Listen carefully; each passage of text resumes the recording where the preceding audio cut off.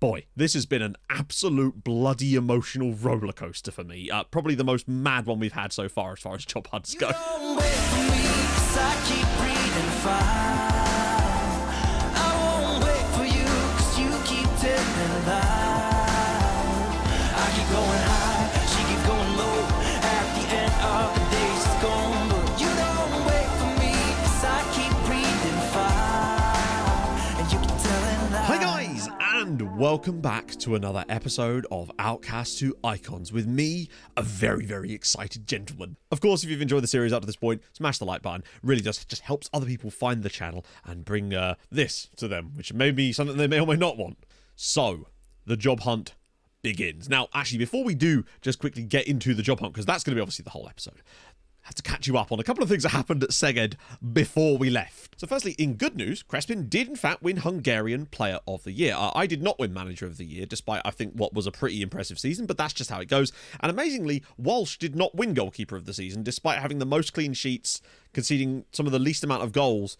But hey, it is what it is. But the big news, and something that makes me feel a lot less guilty for dipping out when we did, was that the board takeover, or the takeover of the club entirely, was successful by the new board. And the first thing they did was come in and say, hey, look, we're injecting this amount of money into the club. It was only like 600 grand, but I thought, cool, that's nice. It's a good sign. It said transfer budgets and stuff have been adjusted accordingly. And I thought, excellent. I went and looked at it, and it had gone down quite a lot. Because originally they'd said 2 million in transfers and like 23k in wages, which is pretty solid. But then it went down to like 800,000 and like 18k in wages. So where money go, board? Where money go? But moreover than that, they also had a club vision stuff that they wanted me to do. And would you believe it? Almost everything that they wanted, like tactically, seemed to go completely against the exact things that we were doing that got us to where we were. And I cannot work in those environments. Not the sort of board that I particularly wanted to work under. And I know we were planning to leave anyway, but this just cemented that it was the right decision in the end, because me and the old SegEd board got on brilliantly. They did a lot for us, but they sold up at, I don't know why they would sell up then, but there you go. So good luck to the new manager. You're going to need it, bud. And in other news, the Champions League and all the finals have finally happened, of course. The biggest news, really, is that Ludogorets lost another Europa Conference League final, which is pretty impressive that they've been in two already and lost both of them. But they lost to Schalke, who were playing the game in their own stadium. That's just a bit fortunate, isn't it, really? Right now. And I've not looked at any of the available jobs. It's hard not to, I promise you. But I've decided not to, as always. And we're going to find out together what sort of managerial action has been going on all around Europe. And in times such as this, managers are leaving clubs left, right and centre. And if you want to keep up to date with all the latest managerial changes, then hey, the OneFootball app has got you covered. You'll be notified of all the best football news from around Europe and the world direct to your phone through the notifications. For more depth, you can take to the news page to see all the latest changes, clubs sacking managers, hiring managers, buying players, selling players. And just in time for the Euros, you'll be able to stay on top of every fixture across the entire tournament, getting stats to your phone on demand. Not to mention being able to follow whatever team we end up managing by the end of this video. So once again, thank you to OneFootball for sponsoring this video, and you can download the app for free with a link in the description below. So, let's get stuck in. My plan is simple. We're definitely good enough for a top division job. However, I would definitely consider a second tier job were it to be in the second tier of a major league. I really kind of want to avoid England in this save just because I think it's a bit dull, and I've done a lot of English saves on YouTube over the past few seasons. So, you know, if it's Germany, France, Spain, Italy, if it's a second tier club there that might have a bit of progress potential, then I'd be happy to do it as well. But I think top tier is definitely something we can aim for, and I'm excited to see what jobs are on offer. So, without any further ado, let's just jump in and see what jobs are available. Oh, here we go. So it's already filtered it perfectly, which is quite good. It seems to have remembered where we were. Wow, that's a lot of jobs. Now, bearing in mind, we are going to get a lot more job interview offers due to our status, and I'm still going to do the apply all thing. We're just going to have to reject quite a few of them. So are there any interesting ones that are available right now? I feel like we kind of have to exclude most nations like this at the moment, because even the very best club in those nations is probably not going to be good enough for us at this point, which is actually shows you how far we've come. Hironas, hilariously. Finland as well. Some jobs in the second tier in France as well, like Stade Lavallois, interesting. Nuremberg in the German second tier. Ingolstadt as well. Few jobs in Italy, including Brescia, Atalanta, of course, but, you know, I don't think we're getting jobs like that. Latvia, Luxembourg, lots of Maltese jobs. Now, obviously, the different types, different leagues ending at different points is obviously going to be a factor. Passos in there as well. Ural in Russia. Napredak in Serbia. A few Spanish jobs to go in there as well. Valladolid, Elche, although that's a different Elche, isn't it? That's not the... That's their second team, is it not? A few in Sweden as well. A ton in Wales, but sadly, Wales does seem a little bit out of our I would have loved to have managed in Wales. The right job just never came up at the right time. I still think that we may end up waiting a little bit. I don't think we're going to be able to jump straight into a job during the summer. I think it's going to be a similar story to where we wait, see someone get sacked because of underperformance. We can come in and take over a team that might have a little bit about them. And I think that's kind of helped boost us a little bit. Taking over clubs who are perhaps underperforming and then just sometimes making them perform to their level has made us look better than we are, maybe. But nevertheless, we're going to go apply all and get stuck into some jobbies. The second job, would you believe Zoltan Toth, the new absolute jeb-end chairman, has decided that no, probably not going to take us back, but that's still funny. Okay, so we've been offered a job at, oh, not a job, but a job interview with Ingolstadt. They're in the top flight, aren't they, of Germany? Now, this is something I do find a bit strange. They have slight reservations about your suitability to deliver the club's ambitions for the future. That's fine. This is mainly as a result of your slight reluctance towards making set pieces an important part of your approach. I'm sorry, are you smoking something magical, friends? We scored like 12 goals from corners or something like that last season, and two of our top goal scorers were centre-backs scoring from set pieces. Are you mad, bruv? But nevertheless, I think it's definitely an interview worth taking. The other two, sadly, probably not. Astoras Vlachiotti, who are in the second tier of Greece, I think. Somewhat below us, I would say, at this point, given what the sort of jobs were being offered here. So I will turn that one down. And US Esch, of course, is in Luxembourg as well. Similar kind of story, and they're semi-pro. Finances are secure, but yeah, not for us. Yep, 13th in the Bundesliga. Secure finances? Wow. In fact, they've just been promoted to the top flight. So why would their manager leave? Stefan Leitl has left to become the Eintracht Frankfurt manager. Okay, so they've gone, you know what? We're going to target Kim. I say target Kim, we've applied for the role. That's still impressive. It would be a massive task, though, keeping them up, potentially, but still. It's definitely worth going to the interview, surely. Reservations about the fact you've never managed in the country, that's fine. I expect that. Manager in another country. We've got experience now. Lacks variety, in our opinion. I just don't understand how you could possibly... how many teams do I need to manage before they claim that I'm actually not... I don't know, this one bugs me, considering it wasn't there at the start of the save. Transfer budget of £6 million. Yes, friends, we are very much going up in the world right now. £430,000 a week in wage budget. Wow, this feels like a totally different world we're stepping into after 3 years at Szeged. We have come a long way as a manager and our reputation to boot. I'll agree, obviously. I mean, that's awesome. I don't know if we'll get it or be offered it even, but the fact that that's the sort of jobs that we could potentially be in the running for is extremely exciting. Now, as usual, I would be tempted to not take the first job that we get offered, even if we were to. But Ingolstadt, it's a big club. Passos de Ferreira in Portugal. Are they in the top flight?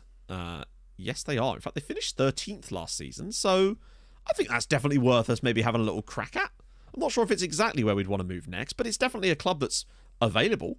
Transfer budget of 700k and a wage budget of 117,000. You can see the step between them and Ingolstadt is quite stark in terms of the difference. So, yeah, we just lost out on the Ingolstadt job. They went with Domenico Tedesco, would you believe? That's the sort of caliber of manager that they're appointing over us. I can kind of understand. Tedesco, wasn't he the Schalke manager a few seasons ago? I don't know who he's managed since. Oh, wait, hang on. So, yeah, he was Schalke manager, Spartak, Lokomotiv, Bochum. So he was the Bochum manager, and they chose... Wow, okay, so... Wow, bloody hell. Yeah, no wonder they chose him. Look at his bloody attributes. Christ.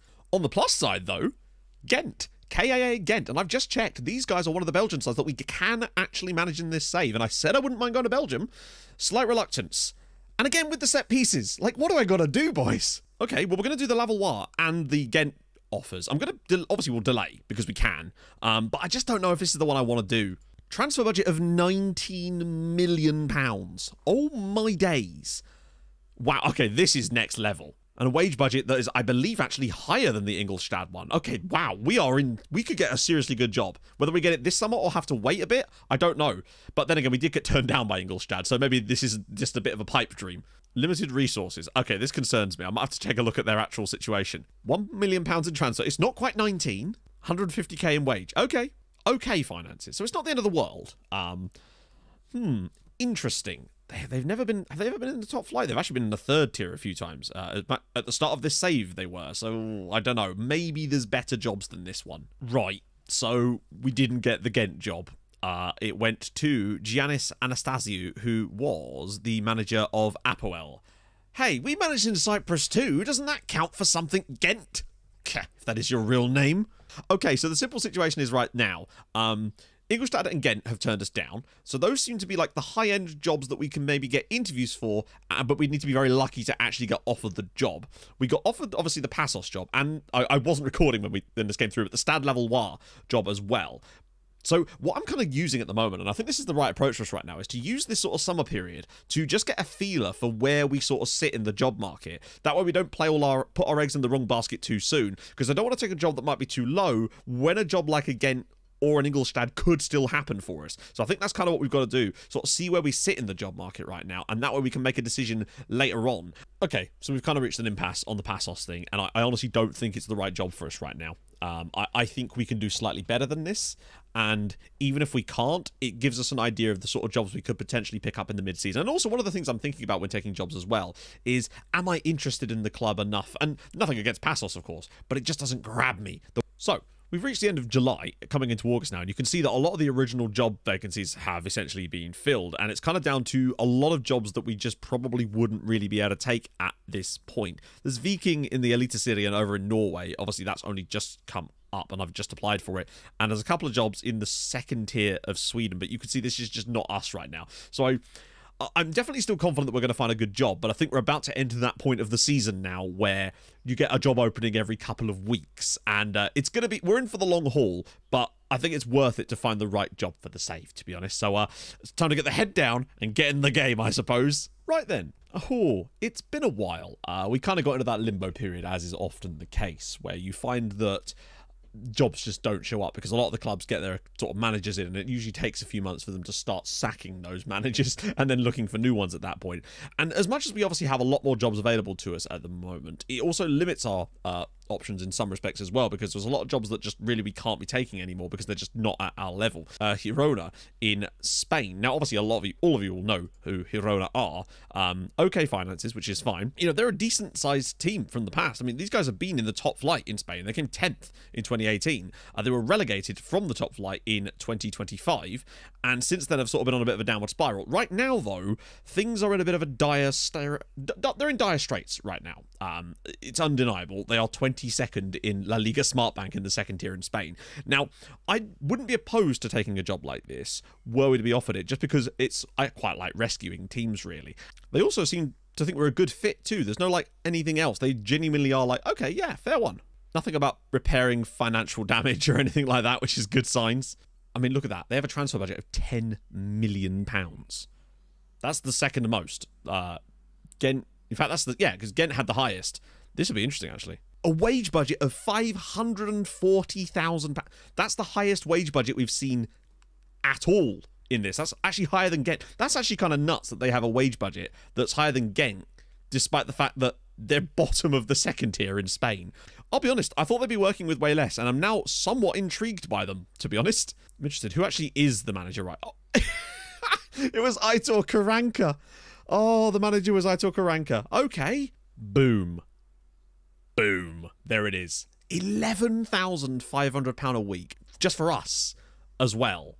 I mean, anyway, we're going to delay for now and see how it goes. If anything comes up in the next 2 weeks, of course, we will continue to see what's happening. Because obviously, you know, the save is, of course, about the progress, but it's also about finding interesting jobs and fun places to manage and telling interesting stories. And I am obviously trying to focus on that too. Holy goddamn. We just got offered a job interview at Schalke. Now, we can't take this. We literally can't. So if we were offered this, I'm still going to do the interview out of curiosity, but we literally can't take this because Schalke are one of the teams on the list. In fact, they literally were just in a Europe. They literally just won a European final, and yet somehow their manager has gone. Are they struggling in the league? Yes. Yes, they are. Oh my god, it's like real life Schalke. What's going on here? Ingolstadt not doing that. See, he should have appointed Kim Min. Just saying, lads. Also find it hilarious that the guy who left Ingolstadt to go to Eintracht Frankfurt, 2 points better off. GG, lads. See, if we were Kim, we'd have him up there. Guarantee it, mate. Definitely doing the interview, though. This is mad. 7 million transfer budget. That's actually lower than Girona. That's insane. But £1.2 million a week in wage budget is quite a lot.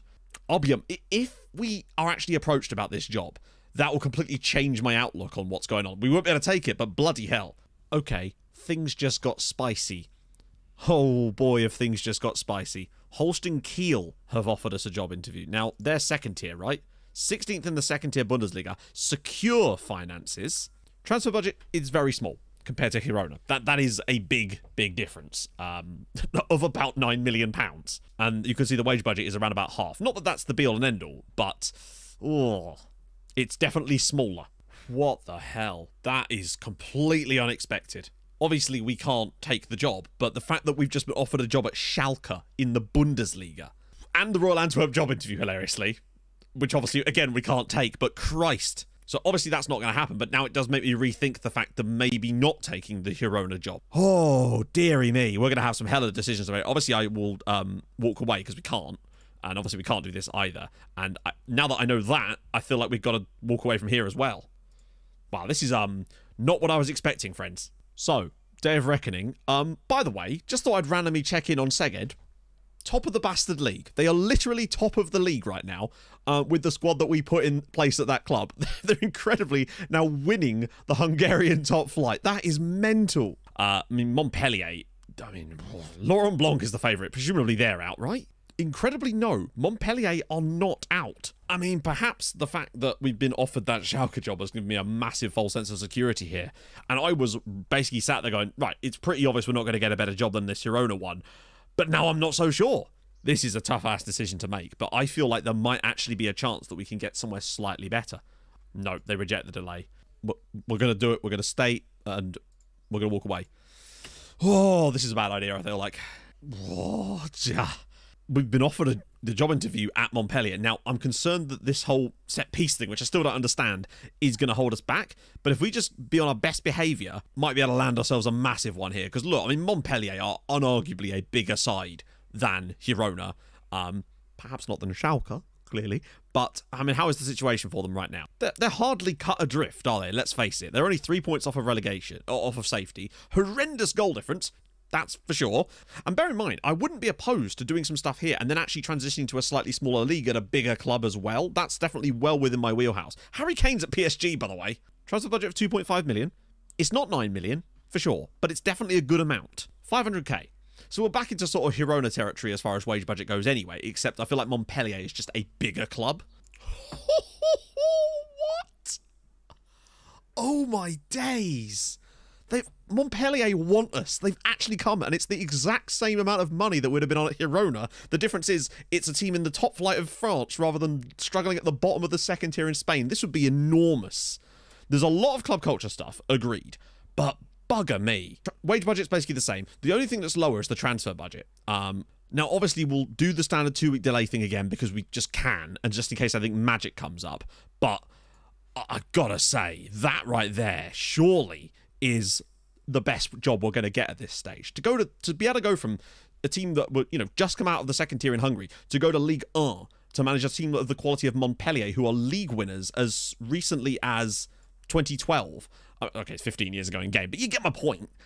That's a big step up for me, and the one that will be worth doing. I've also been offered an interview at Toulouse, so I'm just going to do it anyway. The simple situation is right now, I still think I'd rather go to Montpellier than Toulouse, but if we're just going to delay the Montpellier job for as long as we can, if something magical comes up, then of course we will take it. But I think that it's unlikely to come up any better than we're currently in the situation we're in right now, really. Boy, this has been an absolute bloody emotional roller coaster for me. Probably the most mad one we've had so far as job hunts go. One of the other issues with getting jobs at the bigger clubs in the slightly smaller nations is that because, generally speaking, those clubs dominate the league so much, their managers rarely ever get sacked because their performances are normally relatively solid just based on the squad alone. So it makes it hard because those job offers don't often come up. Like, for example, the Red Star job that obviously we can't take. That job does not come around very often. And I think it's the similar story with a lot of the sort of big fish, small pond, which means that the jobs that we're looking at here, like Montpellier, are going to come up more often, generally speaking, because there's more competition. Though you'll notice there's a few jobs going in the top flight in Spain all of a sudden now, with Osasuna and Getafe.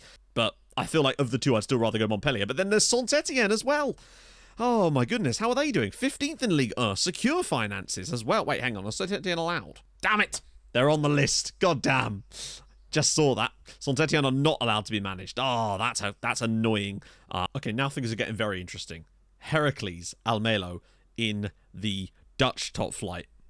Ooh, okay. Transfer budget's fairly low, as you'd expect. And the wage budget, again, fairly low, as you'd expect. I'm certainly not above this. And I would be very excited about this if there wasn't the Montpellier job on the table. And of course, I'm not purely choosing it based on that. I just think it's an interesting club, as is Heracles. So we've just been offered the Osasuna job interview. That is not the issue here. Firstly, massive team. Secure finances. It's the worst possible thing. Lionel Messi is playing for them. They have Lionel Messi playing for them. Not just that. He's 40, but he's got 3 years left on his deal. I don't understand. That is mental. I assume he's moved on a free. Yeah. Okay. That is mad. Oh, God, we have to do the job interview now. This is actually somehow could potentially be bigger than Montpellier. Osasuna aren't on the list, right? Christ. Look at the strength of 1. Pace 1 to 3. But hot damn those mentals and technicals, Lionel. Hot damn. £2 million, so it's very, very similar to Montpellier on that one. What about the overall? That doesn't mean actually anything, because that's just how much they've got in total. They could be using all of that for all we know. The current manager is Asier Laramendi, hilariously, but they're secure finances. They're worth way more. How's their situation looking? Not awful, but we're going to have a very limited amount of window to decide on this one. Montpellier are back. Oh, God. Oh, God. It's so tough, because it's like that's great.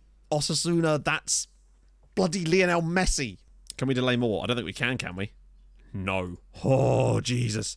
Toulouse, out of the two, obviously, I'll walk away from Toulouse. What do we do here? That is the question. What do we do here? I swear to God, it seems like every time we're about to accept a job offer, the day before we get offered a job interview with a club that's like just that one tiny bit better. I guess with the Osasuna one, a lot of it's very similar, but there's way less things in the club culture as well. They're in a slightly better position league-wise, and they have Lionel Messi, which admittedly could be a bad thing as well, because imagine dropping Lionel Messi while playing for Osasuna. Oh, God. We have to, don't we? We have to go on one more step and see if we can take that Osasuna job. But that'll be the last one, I promise. Watch us get offered the job at, I don't know, the moon or something. I think we're going to do it. We're going to walk away from Montpellier. I can't believe that. But I think if Osasuna offer us the job, I don't think we delay. Because I'm afraid if we delay, there'll be another job in there. Then I'll be like, oh, maybe we should. And at the end of the day, there's only a limited amount of hours in the day. On the plus side, we've been offered the job at Heracles. So that at least is something to fall back on, right? There we go. Osasuna have offered us a contract on £16,000 a week as well, which would be the most we've ever been offered at any point in this save.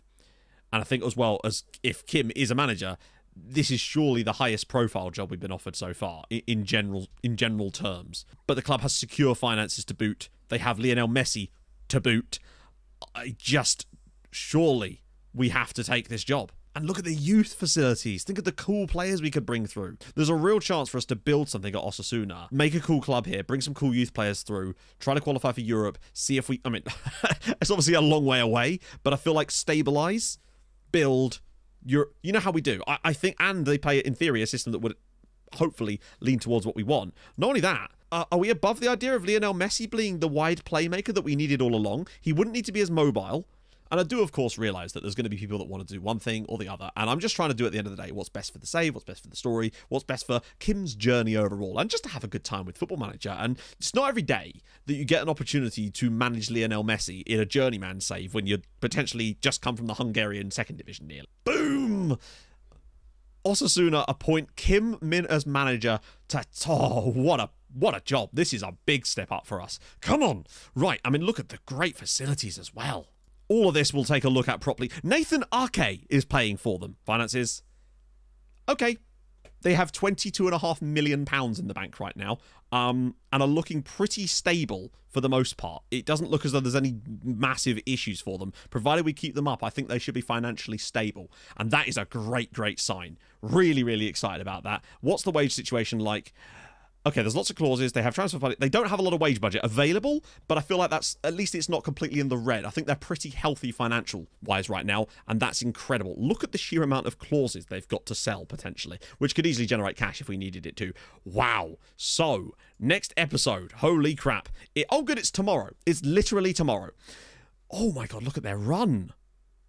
That is a shocking run of form. So, tomorrow's video, we start off with our first game in charge of Osasuna. We're traveling to Mallorca for a bit of a holiday. Kim and the boys, get the jet skis out, lads. Right, so if you've enjoyed today's episode, and I hope you have, I know it's been all over the place, but bloody hell, that was a bloody roller coaster, friends. If you've enjoyed it, drop a like. If you're new to the channel, subscribe. I stream on Twitch Tuesdays, Thursdays, Saturdays. You know the drill. Tomorrow, we come back for our first game in charge of Osasuna. We need to rescue them from a relegation mire. I think that's definitely doable just by stabilizing them, keep them up, and then try to build for the future. There's going to be a lot of changes, no doubt, in the summer. Maybe even a bit in the January transfer window. We get to play with Lionel Messi. Come on. I'll see you guys soon. Thank you so much for watching. Hold your gun. Capybara. Bye-bye. At the end of the day, she's gone.